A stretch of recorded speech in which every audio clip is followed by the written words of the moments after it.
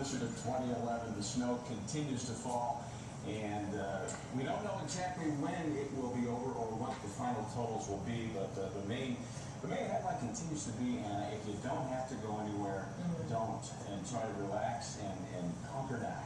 Yeah, the blizzard warning is in effect until 3 o'clock this afternoon, so those blizzard-like conditions will continue. The strong winds are expected to continue. We've got temperatures dropping out there and more snow. It's still falling, that is for sure.